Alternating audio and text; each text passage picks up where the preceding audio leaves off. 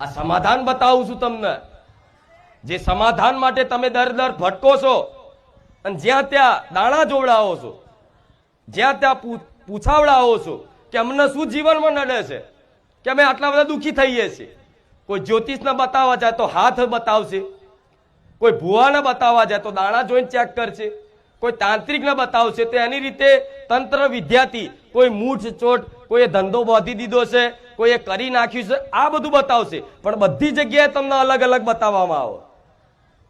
ફર્યા છો તો અનુભવી છો, મારે કહેવાની જરૂર નહીં.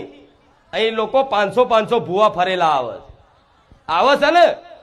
હા, તો મારા ભગવાને મને માતાને એવું સમાધાન આલ્યું છે કે કોઈ વિદ્યા કર્યા વગર, કોઈ દાણા જોડાયા વગર, કોઈ હાથ જોડાયા વગર, કોઈ માથે આશીર્વાદ હાથ મૂક્યા વગર, કે મારે માતાના કે મારા દીકરાના પગ પકડ્યા વગર, કે મારા દીકરાના પગ ધોયા વગર તમામ દુઃખનું સમાધાન આ મારી વાણી બિરાજમાન છે.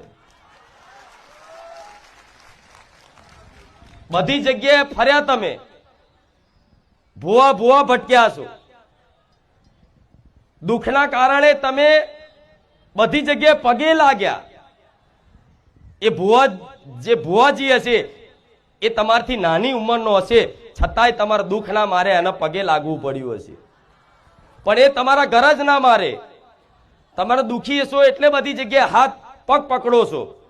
પણ હું સોલંકી પેઢીની માતા જ એવી છું, હું રોમવારી મેલડી એક જ એવી છું કે હું માતા એવું કહું છું કે મારા પગ પકડવાની જરૂર નહીં, મારી વાતને પકડજો, તમારું કલ્યાણ કરી નાખી.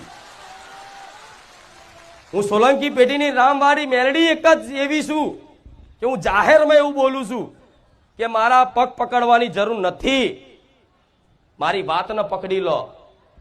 જો તમારા આવા કાળા કળિયુગમાં જો ઉદ્ધાર ના કરી નાખું, કલ્યાણ ના કરી નાખું, તો હું રોમવારી મેલડી મટી જાઉં.